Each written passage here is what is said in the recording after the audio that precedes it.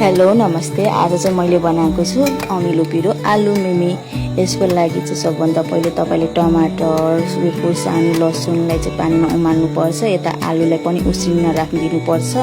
अनि अघिको टमाटर, लसुन अनि खुर्सानीलाई चाहिँ ग्रिन्ड गर्नुपर्छ। अनि यता चाहिँ उसिनेको आलुलाई पिस पिसमा काटिसकेपछि चाहिँ कन्ती बसाल्ने। कन्तीमा चाहिँ चाहिए अनुसार तेल चाहिँ राख्ने अनि त्यसलाई अलि तातो हुने दिने। त्यसपछि यसमा चाहिँ कलुन्जी हाल्ने, फुराउने। अनि कलुन्जी फुराइसकेपछि अघिको प्युरी चाहिँ हैन मसला चाहिँ यसमा हाल्ने। अनि नुन स्वाद अनुसार, चाहनुहुन्छ भने यसमा कश्मिरी लाल मिर्च पनि हाल्न सक्नुहुन्छ।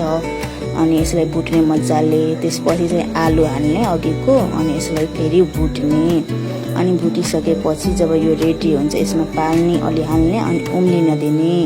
अनि उम्लिन दिएपछि चाहिँ यो रेडी हुन्छ तपाईको। अनि यसलाई चाहिँ एउटा कचौरामा राख्ने। कचौरामा राखिसकेपछि यसमा चाहिँ तपाईलाई मनपर्ने चौचो हाल्नु। अनि चाहिँ यसमा लेमन जुस हाल्नु। अनि तपाईलाई मन पर्छ भने काँचो प्याज, खुर्सानी पनि हाल्न सक्नुहुन्छ। तर मैले यहाँ राखेको छुइनँ। अनि यो तपाईको रेडी हुन्छ आलु मिमी।